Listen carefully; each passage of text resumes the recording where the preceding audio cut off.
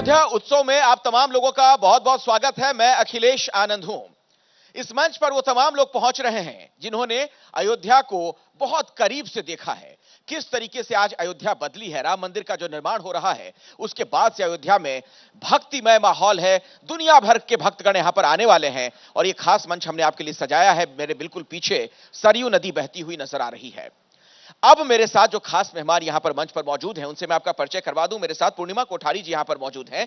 आबकार सेवा में मारे गए कोठारी ब्रदर्स की बहन है जिन्होंने अपनी शहादत दी थी। राम कुमार कोठारी और शरद कोठारी उनकी आप बहन हैं। साथ ही मेरे साथ प्रदीप कुमार गुप्ता जी भी हैं। कार सेवक के तौर पर आप भी 2 नवंबर को वहां पर मौजूद थे। अब जबकि पूर्णिमा जी मंदिर का निर्माण लगभग हो चुका है, प्राण प्रतिष्ठा का वक्त आ गया है, मोदी जी आने वाले हैं, अभी अब आपके दिल दिमाग में क्या चल रहा है?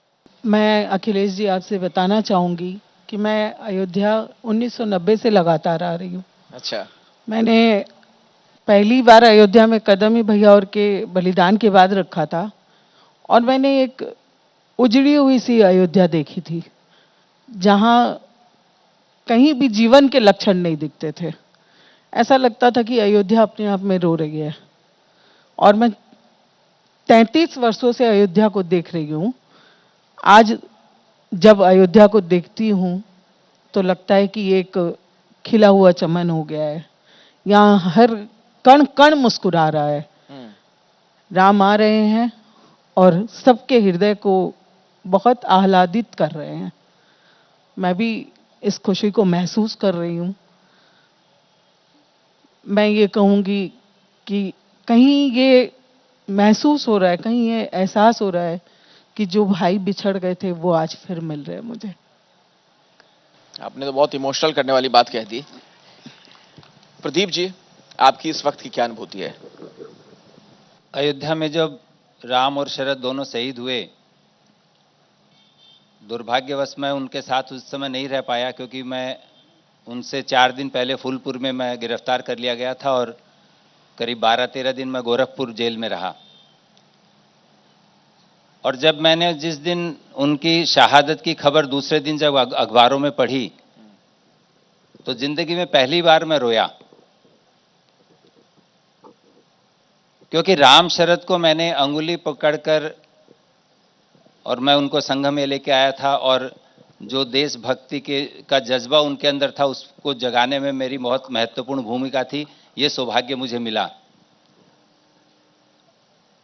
एक समय तो ऐसा लगता था कि पता नहीं राम मंदिर कभी बनेगा भी या नहीं बनेगा, लेकिन फिर भी हमने किसी ने हार नहीं मानी और संघर्ष करना नहीं छोड़ा। और राम शरद के शहीद होने के बाद हमने कलकत्ता में राम शरद कोठारी स्मृति संघ बनाया और एक ही लक्ष्य, एक ही प्रतिज्ञा, हर बार बस एक ही मन में एक ही विचार कि येन केन प्रकारेण राम मंदिर तो बनाना ही है, राम मंदिर बनना ही चाहिए।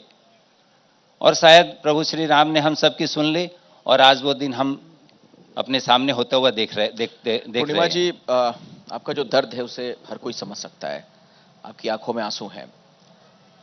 भाई के बिछड़ जाने का गम क्या होता है मैं समझ सकता हूं इस चीज को। आप हौसला बनाकर रखिए।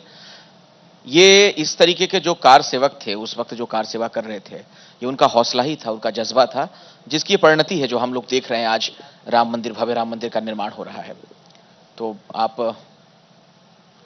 मैं क्या बोलूं उस पर, तो मैं खुद ही इमोशनल हो रहा हूं इस चीज को देखकर, जिस तरीके से आप भावुक हो गई हैं। आपकी देखिए, आखिरी बार क्या बात हुई थी अपने भाइयों से? अखिलेश जी, मैं ये बताना चाहूंगी कि ये आंसू मेरे बस में नहीं है। नहीं, मैं समझ सकता हूं, बिल्कुल समझ सकता हूं। ये गम में बहुत साल बहे हैं, आज कहीं खुशी में भी बह रहे हैं। जब भव्य राम मंदिर अपनी आंखों के सामने पल पल बढ़ते हुए देख रही हूं ना, तो मैं यही बोल सकती हूं कि जैसे कोई माँ अपने बच्चे को पल पल बढ़ते देखती है और कितनी उसको खुशी होती है ना, वो खुशी मुझे हो रही है। आज माँ पिताजी भी नहीं है और भाई भी नहीं है।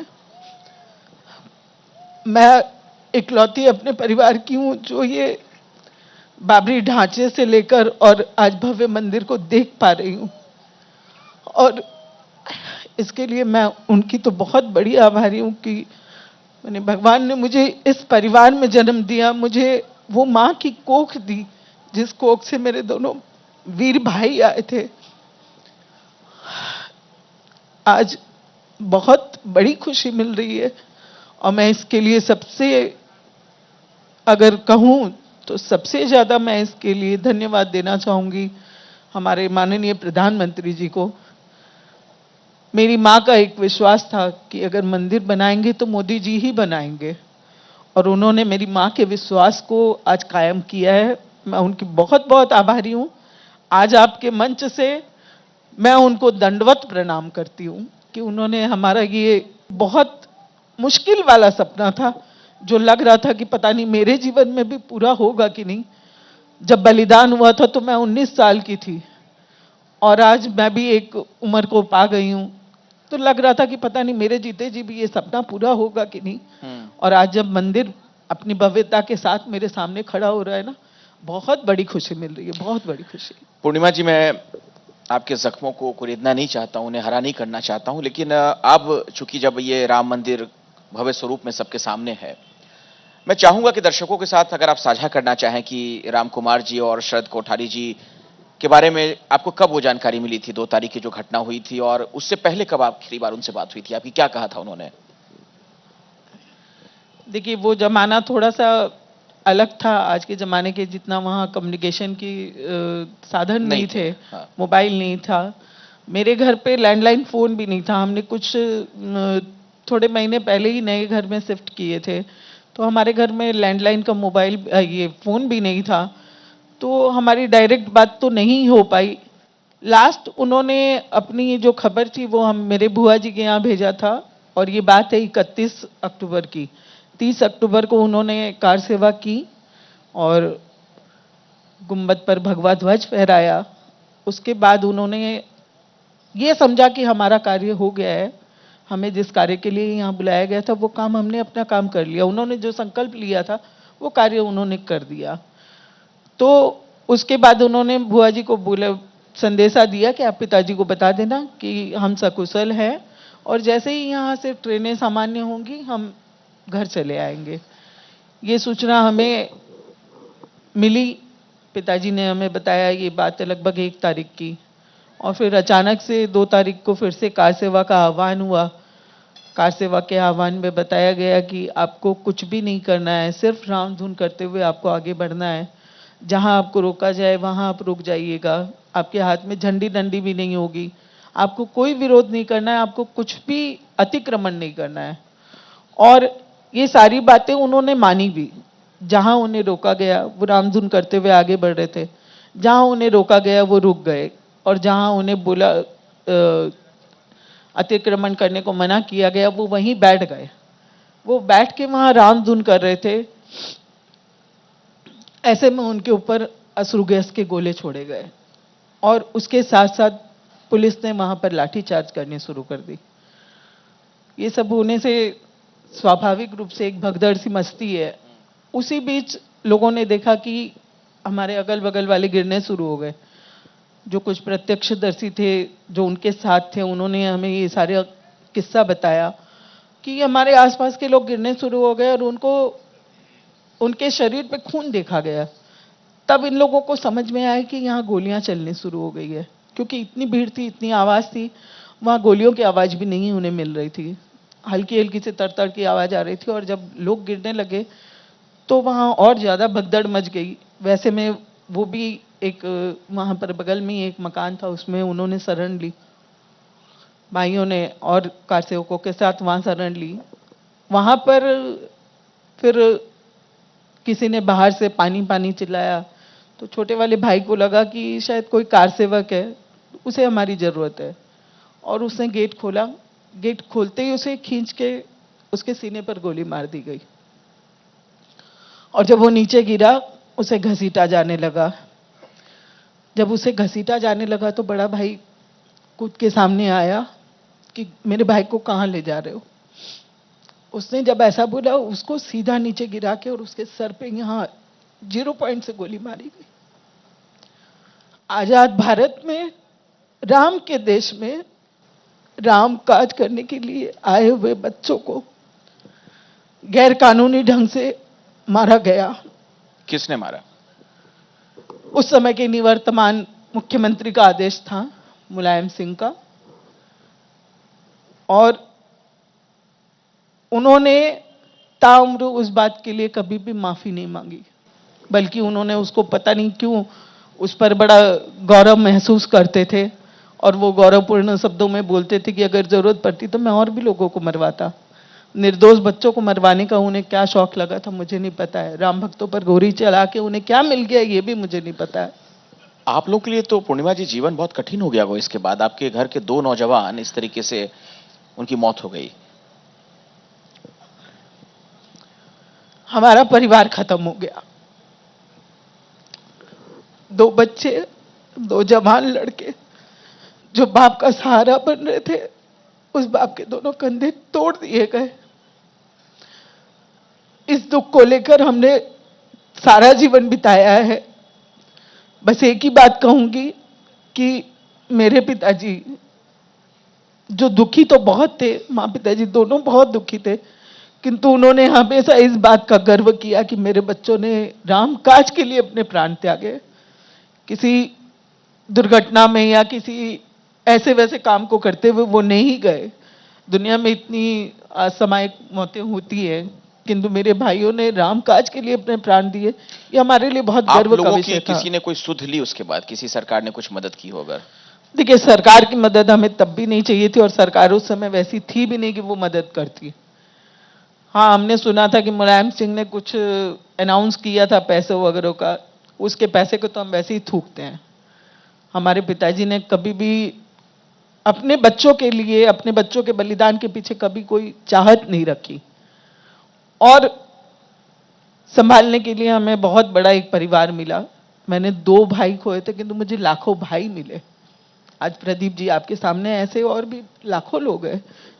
मुझे याद है कि उस समय हमारे घर में इतनी चिट्ठियां आती थी कि आपको क्या बताऊं, लोग भर भर के अपनी संवेदनाएं हमें दे रहे थे।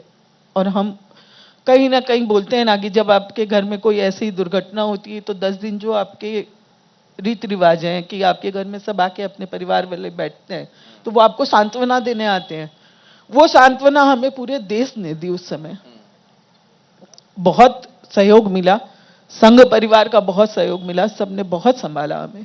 ठीक। प्रदीप जी, अगर छोटे में आप भी आंखों देखी बताना चाहें उस दिन की घटना 2 तारीख की, आपने क्या देखा था, क्या हो गया था उस वक्त? अचानक इस तरह के हालात क्यों बन गए, गोली क्यों चलाई गई?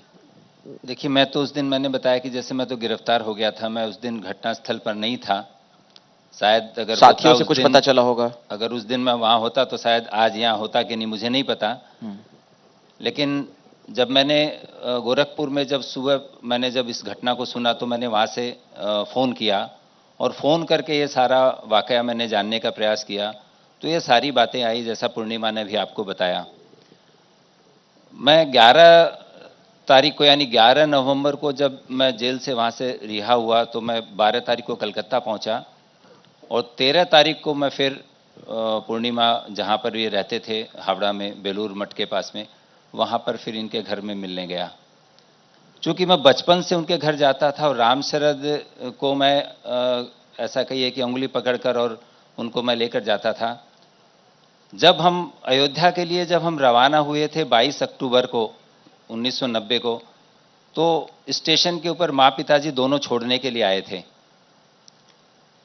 जब हम सब वहाँ पर बहुत उत्साह में थे, शरद जो छोटा वाला था बहुत काफ़ी चंचल था, 20 साल की उम्र में एक अल्हड़ जवानी जिसको कहते हैं वैसी थी। तो पिताजी ने अलग से बुलाकर मुझे कहा कि प्रदीप, छोटा वाला बहुत ज़्यादा और शरारती है, इसका ज़रा ध्यान रखना।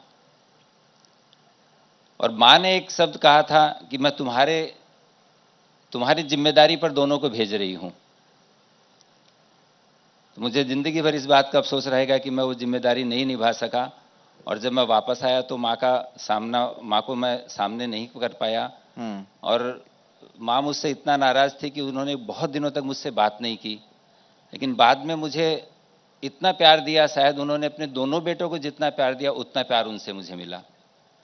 पूर्णिमा जी, आप लगातार भावुक हो रही हैं, मैं देख रहा हूं आप रो रही हैं और ये मुमकिन है किसी के साथ भी ऐसा हो तो परेशान वो हो जाएगा। आखिरी सवाल है मेरा आपसे, अब जबकि मैं कह रहा हूं राम मंदिर का निर्माण हो गया, प्राण प्रतिष्ठा का वक्त आ गया है, तो एक सुकून तो मिलता होगा? मैंने आपको जैसा बताया ना कि बहुत बड़ी खुशी है ये हमारे लिए। 33 वर्ष में ये सबसे बड़ी खुशी मुझे आज मिल रही है भाइयों के जाने के बाद। बस तकलीफ एक ही बात की है कि आज माँ पिताजी नहीं है मेरे साथ में, क्योंकि वो बड़ी तरसते हुए गए हैं। उनकी आंखें इसी को तरस रही थी कि मेरे बच्चों के बलिदान को कब सार्थकता मिलेगी। जिस राम मंदिर के लिए मेरे बच्चों ने प्राण गंवाए उसे कब हम भव्य मंदिर बनते हुए कब देखेंगे जी। तो बस उनका जाना बहुत तकलीफ देह है। बाकी तो अब ये आंसू तो मेरे साथ जिंदगी भर रहेंगे, किंतु खुशी बहुत ज्यादा है, उससे भी बहुत ज्यादा। उनका बलिदान व्यर्थ नहीं गया। बिल्कुल एकदम। आज उनके बलिदान को सार्थक होते हुए जब देख रही हूँ। बहुत बहुत धन्यवाद पूर्णिमा जी, मंच पर हमारे साथ जुड़ने के लिए, आने के लिए। प्रदीप जी आपका भी बहुत बहुत शुक्रिया, धन्यवाद। धन्यवाद आपका भी बहुत बहुत धन्यवाद। एबीपी का बहुत बहुत धन्यवाद। चलिए, तो अयोध्या उत्सव लगातार जारी है। कुछ और मेहमानों से आगे हमारी मुलाकात होगी। आप जुड़े रहिए हमारे साथ, देखते रहिए एबीपी न्यूज।